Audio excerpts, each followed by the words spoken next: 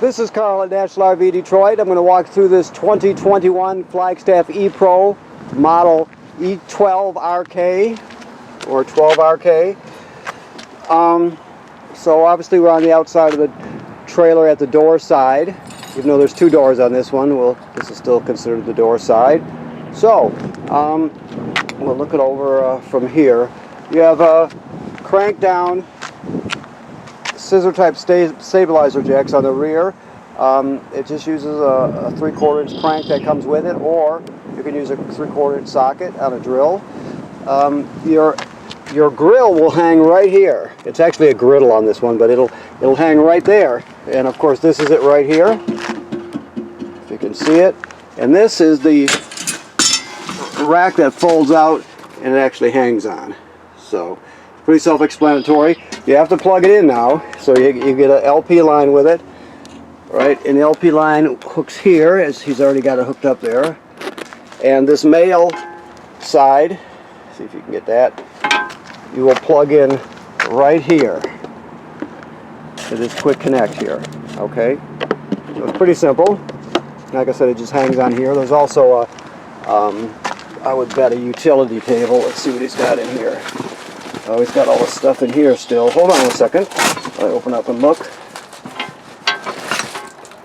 Yeah. So I'll just show you in here. He's got your crank there. A spatula comes with it. And this is the sprayer, right? It's got a quick connect on it, so you can plug it in to get water. Okay. And this is so I guess you would call it a room or a privacy screen. Basically it attaches up back here. You can see there's these metal, this is aluminum here, but they've got regular steel cleats here, and that there are magnets in this curtain deal, so you just clip it up there, and you can get privacy with it or whatever you want. There's Velcro here to attach it to the side, so it just hangs right there. Okay, we'll go back inside for a second, see what else he's got in here. Like I stated, this is your cord here, your 30 amp 30-foot cord. There's also an adapter that goes on here that comes with it to adapt it down to a regular 20 amp household type. Okay, boy, got a lot of stuff here that's not really laid out. Let me look and see what he's got in here. Hold on, please. Sorry about the camera work. I need two hands here for a second. Okay, yeah, so we put them back in here. You have your remote control. This is the adapter I was just telling you about, right there. So, okay. Now this device here, it's already programmed, but it's just a wheel sensor. It tells you, it'll alert you if your tire pressure is low or high for that matter, and it'll test the take the temperature of the bearings and tell you what the temperature is, and it also has an alarm built into it. Now if you look at, it's kind of hard, this is designed for something up to a big tractor trailer. So if you see on the package here, I know it's hard to see, but you have all these green wheels here. Alright, so this would be the trailer right here, this area, and only two of these or one of these axles, you see there's a wheel on each side, that's an axle, only one of them is programmed for your trailer, because you only have one axle on it. This represents the tow vehicle. If you wanted to get sensors for your wheels for your tow vehicle, you could actually program it in here, so you can get the, you know, your tire pressure and temperature, that sort of thing. Okay, just keep that in mind. All you're going to be using on this is one axle in this area. Okay, and it's already programmed. We'll show you about it and tell you more about it when you come to pick it up, but that's what that is for.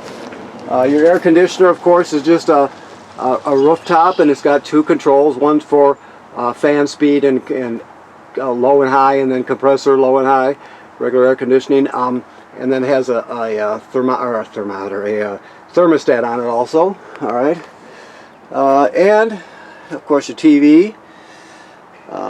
This down here, we'll look at it on the other side, but that is your carbon monoxide and LP gas detector. Also, it'll tell you if your battery's low. So we'll look at that when we get to the other side of the trailer. All right, so let me back out here. Also, let me go back in. Sorry. This device right here actually goes over the wheel on either side, and you can use it as a step so you can see on the roof. If you have, it's got 2 rails up here. You can buy attachments for it. You can buy, it's called a Pro Rack system. Just so you know, you can go to their website and you can get kayak attachments and all kinds of stuff for it. So keep that in mind, okay? It's Pro Rack. Alright, so we have 2 batteries up here. 2 12-volt batteries. They're wired together and they put out, the output is 12 volts still. It just doubles the storage capacity. You have an inverter here on this trailer, so that's why you need 2 of them. Now the inverter, I'll go over that a little bit. And when you invert, you may know all this, but in case you don't, if you invert power, you're changing it over from, converting it over from 12 volt DC to a 110 or 120 AC, right? So it does that. This trailer also, let me go back here and look before I go any farther. Yes, it also converts, which is the opposite. This thing here, we'll go over it a little bit more, but this is the power converter. So it converts 110 AC over to 12 volt DC, so you can go either way with it. Alright, so, okay. We'll go into that a little bit more. Also, while I'm up here, it's a power tongue jack, up and down, and it has a hitch light on it. Now, if this jack ever failed, you can pull this piece out here, right? You can pull this rubber plug out and use your 3/4 inch crank that you use on the stabilizer jacks to crank this up and down manually in case it failed or it was damaged or something. So you can always get yourself out of trouble. You can always also use a socket on with an extension on a power drill, whatever you want to do. This is your bike rack here. It holds 2 bicycles, 1 on each side of the rack. It's called a jacket system, but people refer to them as antlers and rabbit ears, different things, you know. The main thing is it also comes with an attachment. You can replace this straight up and down one here, and you can either, it goes back or forward depending on which way you flip it. So you can move the bikes forward or backward to suit your application. So you got, you know, you can adapt it to different situations by doing that. So, okay. Also, something that it's going to be hard to show you, but I will tell you about it anyway. Right back here, down here, is a let me see if I can see it looking up. I'm not sure if I can or not. I can't even see the monitor. But it's a battery kill switch. It's just a knob that you can turn on and off, and it will disconnect the battery. So if you put it in the storage, you just shut it off, so you don't have to, it won't drain down. I mean, the carbon monoxide LP gas detector, for example, is hardwired to the battery. So even if you shut the lights off, it's still going to draw down the storage. This way, you can just turn it off with that switch there, okay? You got 2 LP tanks with an automatic changeover regulator. You don't have to select the tanks, it does it automatically. This is where the crank goes to drop your spare tire, if you have to. Okay, now back over to the other side. Okay, so as I told you, this is your carbon monoxide LP gas detector. Self-test. Another self-test, and then it'll go really slowly, like that.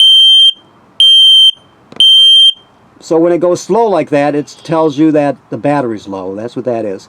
Then the regular beeping at a normal rate is either telling you that it's got a LP leak or buildup or carbon monoxide leak or buildup. So if it goes off, you go outside, shut the gas off, and figure out what's going on. But it should always return to green like that. It's very important. If it's not green, you get it serviced because it's an important thing.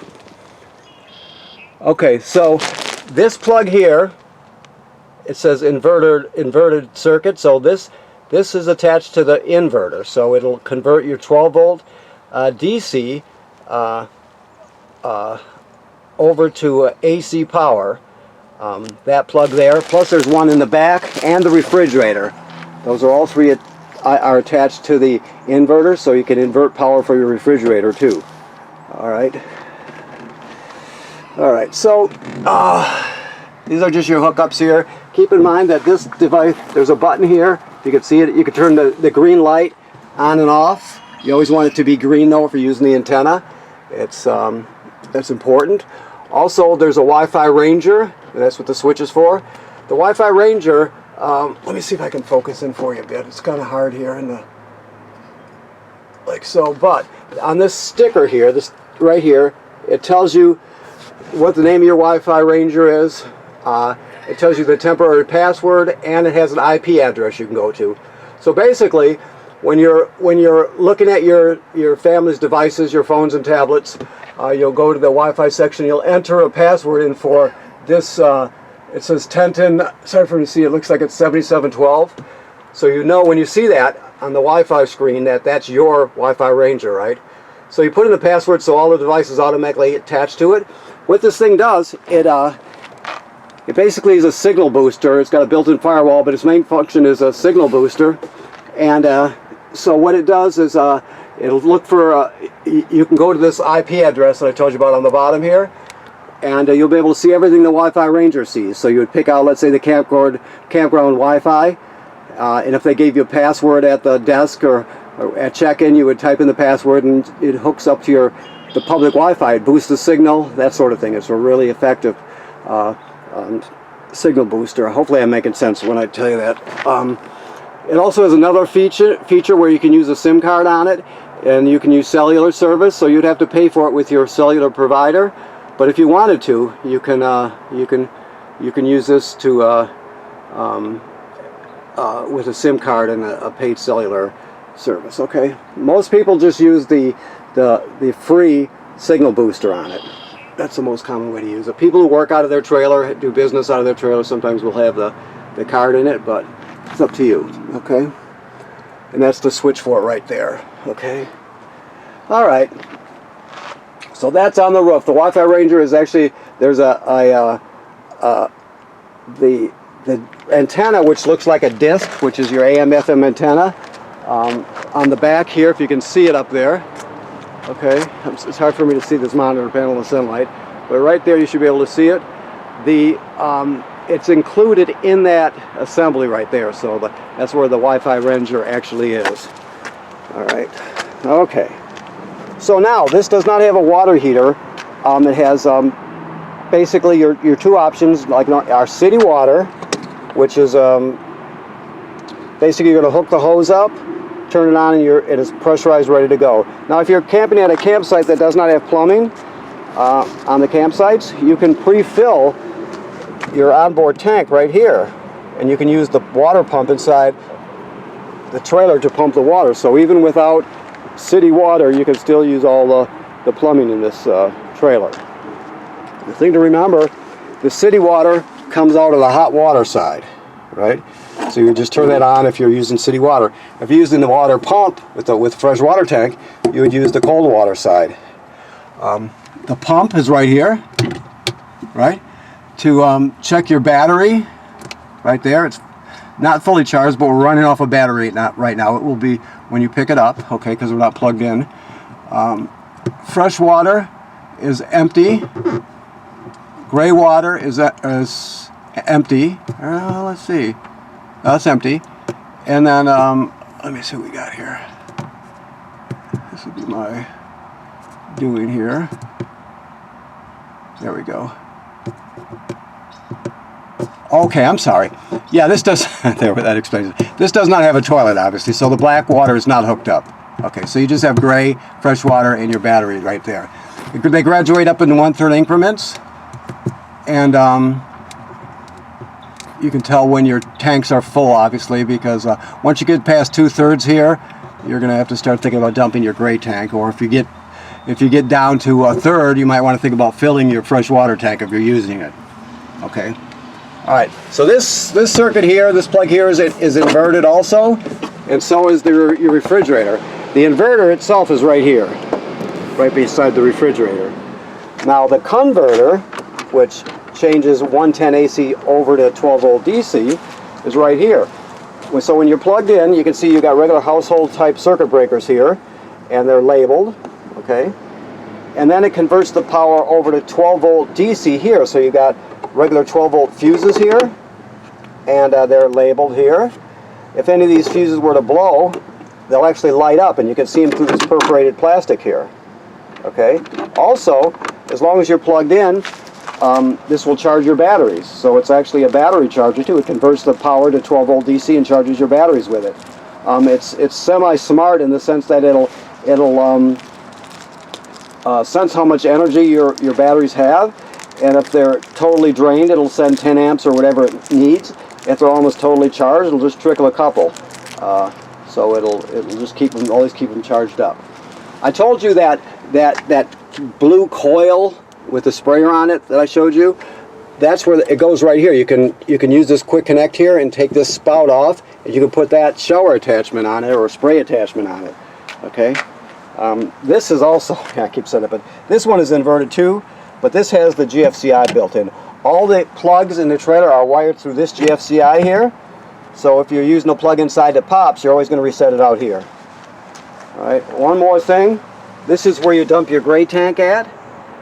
You're just going to hook a hose on here, you're going to put it in a sewer and pull the gate valve out and it dumps it. Okay, now let me get over here for a second. Now, for your fresh water tank, this white valve right here, hopefully I'm getting it for you. Yeah, you can see it there. The white gate valve, you can dump the fresh water tank so you don't have to carry water home with you or anything like that. Once it's filled and let's say you still have a half a tank, you can just dump it right there. Okay, your plug, your 30 amp cord plugs right into here. Okay. This is cable and satellite through to the inside of the trailer right here. I told you this is city water and this is your fresh water tank. And if you want to use a solar battery charger to charge your battery, that's what this is. You would just get one that plugs into here using an adapter, and you can charge your battery through that port. Alrighty. So I don't feel like hopefully I explained the Wi-Fi Ranger well enough to you. Just keep in mind that sticker is right below the radio, and it has all the information you need. Plus, you can always go to their website. In this packet here, there's a brochure or a instruction manual for every appliance in here. So there's literature for everything. Plus, you can go online and look at manufacturers' videos, that sort of thing, to get more information. But there's no shortage of information for sure. All right, let me walk back over here. Make sure I didn't forget anything. You want to, as the owner of a trailer, you want to inspect the roof every 90 days or so. Figure in the spring, the middle of the summer, and the fall. You're going to look up there, make sure everything is tight. Any place you see sealant on the roof, you're going to look for cracking or separation. And you'll just check, generally speaking, look at the roof to make sure there's no damage from tree branches or road debris flying up there. So you want to always inspect it every 90 days. That's very important. Also, you see, any place you see caulk from the manufacturer, like this is clear caulk here, you want to check that that's good and tight. Even back here. Okay, the thing is, you can't use caulk from a hardware store. This one uses clear ProFlex, but it has to be caulk from an RV place because there is a difference. So keep in mind, it's only 10 bucks or so a tube, and by tube I mean a caulk tube. So it's cheap, and if you keep after any kind of crack or separation, it'll always be bone dry inside. And that's not this trailer. That's every trailer ever made. When you own a trailer, you have to inspect the seals on it, okay? That's very important. Alrighty, so, okay, the microwave works like any other microwave, of course. This is winterized right now, meaning there's antifreeze in it, so you're going to have to de-winterize it before you camp in it. That's just flushing using the city water. You'll hook it up and then you'll open all the valves and the faucets and things until all the pink antifreeze is purged out of there. Once you get clear water coming out, you know you're de-winterized. Alrighty. Just so you know, this is a plumbing vent here for the kitchen. Okay. I think that covers it. Okay. Yes. All right. So thank you very much for purchasing your trailer here at National RV Detroit. Remember what I said about inspecting the seals. Everybody who owns a trailer has to do that. It's very important. And if you need us to talk you through anything or whatever, you can always call us so we can talk to you about it. Usually we can solve problems over the phone even when you're camping, so don't hesitate to do that. And we'll go over stuff with you also when you pick up the trailer. So, okay, thank you very much.